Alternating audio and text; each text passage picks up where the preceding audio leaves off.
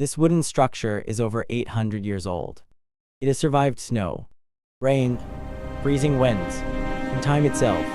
Yet the wood used in modern homes often rots in just 5 years. So what did Scandinavians know that the rest of the world forgot? The wood that built Viking ships and homes didn't just come from any forest. It was chosen like a weapon, because one mistake could mean death at sea. Scandinavia's legendary wood did not survive for centuries by accident.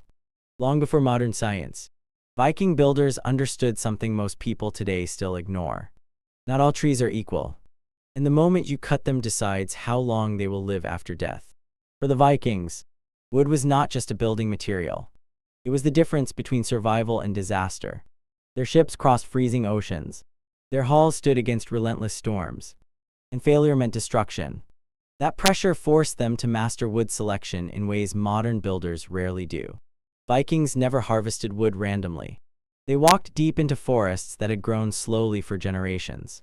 Trees in Scandinavia faced long, harsh winters and short summers, which meant they grew painfully slowly. Each year added a thin growth ring instead of a thick one. This created dense fibers, tightly packed together, leaving little room for moisture to penetrate. Modern fast-grown wood, by contrast, grows quickly in warm climates, creating wide rings and soft fibers that soak up water like a sponge. Timing mattered just as much as location. Scandinavian builders cut trees only during the coldest months of winter. At that time, sap was dormant, moisture levels were low, and insects were inactive. Cutting wood in summer trapped sugars and moisture inside the timber, a feast for fungi and bacteria that cause rot. The Vikings didn't know the biology, but they knew the result. Winter cut wood lasted. Summer cut wood failed. They also understood which trees were worth taking and which were not. Straight trunks, slow growth, and high elevation were prized. Trees growing on rocky, nutrient-poor soil were often preferred because stress made them stronger. A tree that struggled grew tougher wood. Weak trees were left behind. In today's world, speed matters more than strength, and forests are harvested for volume, not quality. Another forgotten practice was patience after cutting. Viking wood was left in the open air, sometimes for years, allowing nature to remove excess moisture slowly and evenly. This prevented internal cracking and warping. Modern lumber is often rushed through industrial kilns, drying the outside too fast while trapping moisture inside. A perfect setup for rot. Scandinavian builders also matched the wood to its purpose. Ship planks, roof beams, walls, and foundations all used different parts of the tree. Heartwood, the dense inner core, was favored for structures exposed to moisture because it naturally resists decay. Today, wood is often mixed, processed, and sold without regard for where it came from inside the tree. The real secret was respect. Vikings treated forests as long-term resources, not quick profits.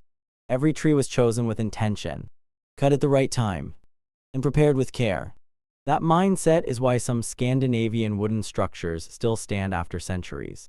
While modern wood, grown fast, cut fast, and used fast, barely survives 5 years.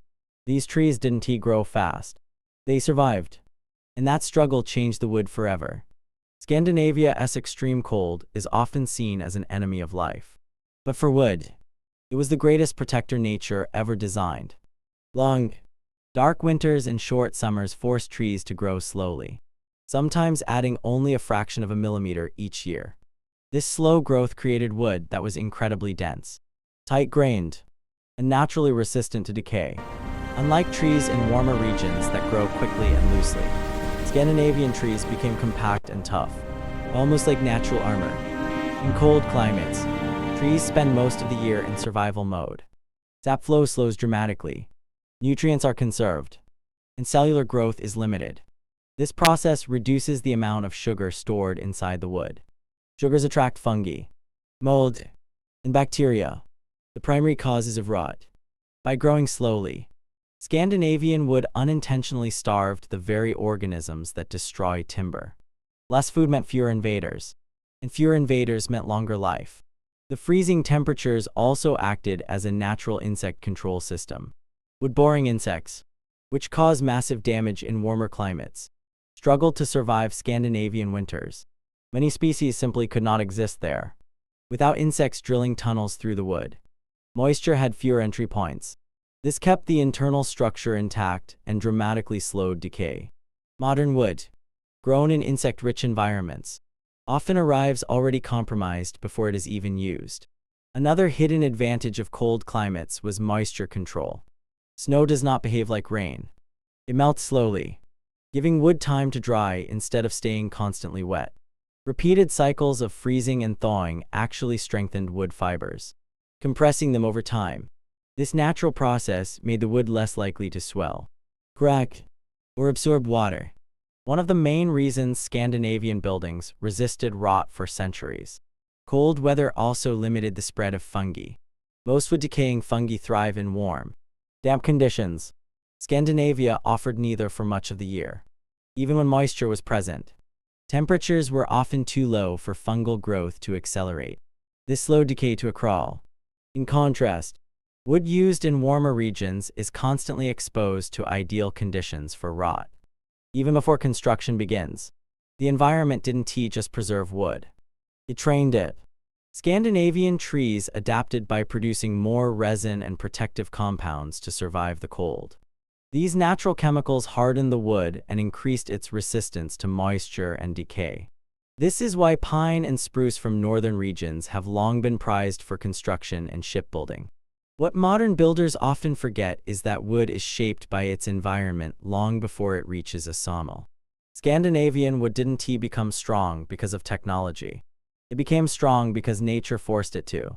When we replace slow growth with speed, cold with warmth, and patience with profit, we also remove the very conditions that once made wood last for centuries.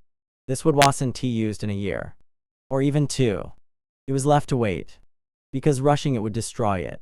One of the most important reasons Scandinavian wood survived for centuries was not where it grew, but how long people waited before using it. Ancient builders understood something modern construction has largely forgotten.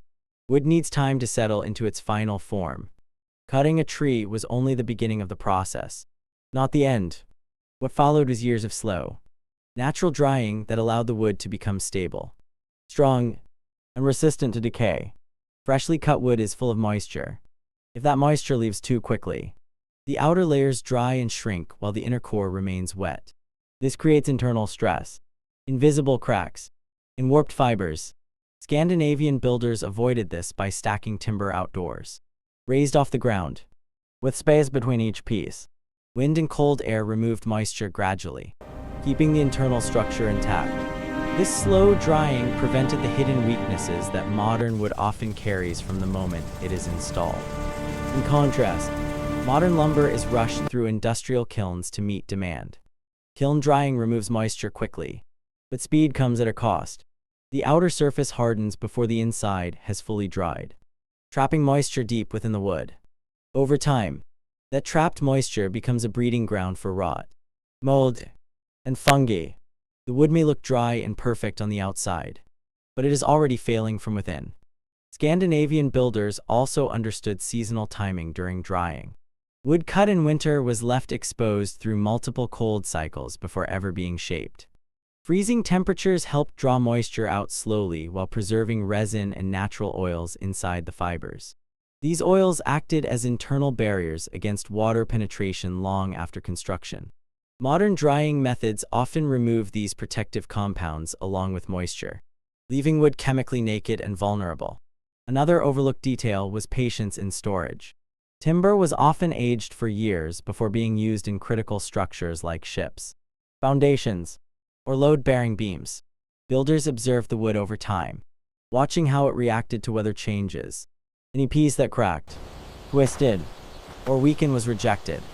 Only the most stable wood survived the waiting period, acting as a natural quality filter. Today, this testing phase is almost non-existent. Natural drying also allowed wood fibers to compress and settle evenly.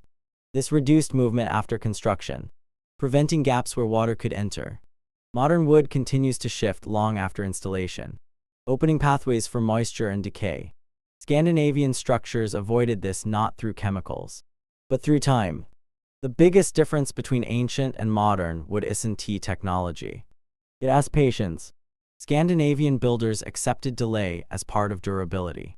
By refusing to rush the drying process, they created wood that was already proven before it ever became a building. When we eliminate waiting, we also eliminate longevity. And that is why modern wood so often fails within just a few years. Before chemicals existed, this black, sticky substance kept wood alive for centuries. Long before modern paints, sealants, and preservatives, Scandinavian builders relied on nature itself to protect their wood. They understood that wood did not need to be sealed with artificial layers. It needed to be fed and shielded using substances that worked with its natural structure. One of the most powerful tools they used was pine tar, a thick, dark resin extracted slowly from pine roots and heartwood. This substance became the backbone of Scandinavian wood preservation for generations. Pine tar was not just a coating. It was a deep protector. When heated and applied warm, it soaked into the wood's fibers instead of sitting on the surface. Once inside, it hardened and created a waterproof barrier that still allowed the wood to breathe. This balance was crucial. Wood that cannot release moisture traps it, leading to rot from the inside. Pine tar prevented water from entering while allowing internal moisture to escape safely. Smoke curing was another ancient method that modern builders rarely consider. Timber was exposed to slow, cool smoke for extended periods, sometimes weeks or months. Smoke particles filled the wood's pores with natural antimicrobial compounds. These compounds repelled insects, slowed fungal growth, and reduced moisture absorption. The process also darkened and hardened the wood's surface, adding another layer of protection without weakening the internal structure. Natural oils played a key role as well. Oils extracted from plants and animals were rubbed into exposed surfaces, especially in areas prone to moisture like ship hulls, roof beams, and foundations. These oils replenished what time and weather slowly removed, keeping the wood flexible instead of brittle. Brittle wood cracks, and cracks invite water.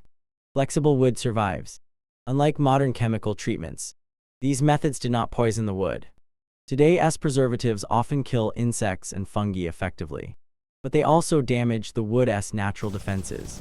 Chemicals can disrupt the wood's cellular structure, making it more vulnerable once the treatment wears off. Scandinavian methods strengthened the wood instead of fighting against it. Maintenance was also part of the system. Scandinavian builders expected wood to be cared for over time. Pine tar and oils were reapplied periodically, not as repairs, but as prevention. This created a living relationship between people and their buildings. Structures were not abandoned to decay. They were maintained like tools or ships, constantly protected against the elements. The reason these methods work so well is simple. They respected how wood behaves, instead of sealing it tight and hoping for the best. Ancient Scandinavians used breathable protection that adapted to changing weather. Their techniques allowed wood to age slowly rather than collapse suddenly. In the end, Scandinavian wood didn't last because it was untouched by time. It lasted because it was continuously protected using methods that strengthened its natural resilience. Modern builders replaced these living systems with quick solutions, and that trade-off cost centuries of durability. The wood didn't change. Our mistakes did. When people see modern wood rot in just 5 years, they often blame the material itself. But the truth is far more uncomfortable. The failure of modern wood is not a mystery of nature. It is the result of shortcuts, speed, and lost knowledge. Compared to Scandinavian traditions, modern construction ignores nearly every rule that once made wood last for centuries. The first mistake is how wood is grown. Today, trees are bred for speed, not strength. Fast-growing plantations produce wood with wide growth rings and soft fibers that absorb moisture easily. This kind of wood may look clean and uniform, but it lacks the density needed to resist decay. Scandinavian wood grew slowly under stress, developing natural defenses. Modern wood grows comfortably, and comfort creates weakness. The second mistake is harvesting at the wrong time. Modern logging happens year-round, driven by supply chains rather than seasons. Trees are cut while full of sap, sugars, and moisture, the perfect recipe for rot. Scandinavian builders waited for winter, when the tree was dormant. That single decision removed much of the decay risk before construction even began. Then comes the rush to build. Modern lumber is dried quickly to meet deadlines. Kiln drying removes moisture fast but traps internal stress and hidden dampness. Wood may pass moisture tests, yet still contain internal weaknesses that only appear years later. Scandinavian wood was tested by time itself. If it survived years of exposure before use, it was proven. Another major failure is over-reliance on chemicals. Modern preservatives promise instant protection, but many only treat the surface. Once that barrier cracks, and it always does, water enters and decay accelerates. Worse, chemically treated wood often cannot breathe properly, trapping moisture inside. Scandinavian methods focused on breathable protection that worked with wood, not against it. Design flaws also play a role. Modern buildings often trap moisture through poor ventilation, sealed joints, and improper drainage. Scandinavian structures were designed to shed water naturally. Roof overhangs, raised foundations, and airflow were intentional defenses against rot. Wood was never expected to fight water alone. The entire structure helped protect it. The final difference is mindset. Scandinavian builders saw wood as a long-term investment. Maintenance was expected, not avoided. Reapplying protective treatments was normal. Modern construction treats buildings as disposable, designed for decades instead of centuries. When maintenance disappears, decay accelerates. The solution isn't returning to the past completely, but learning from it. Choosing slower-grown wood, cutting in the right season, allowing proper drying, using breathable protection, and designing for moisture control can dramatically extend wood's lifespan. Scandinavian wood didn't last because it was magical. It lasted because every step respected time, nature, and patience. Values modern construction abandoned, and now pays for with failure.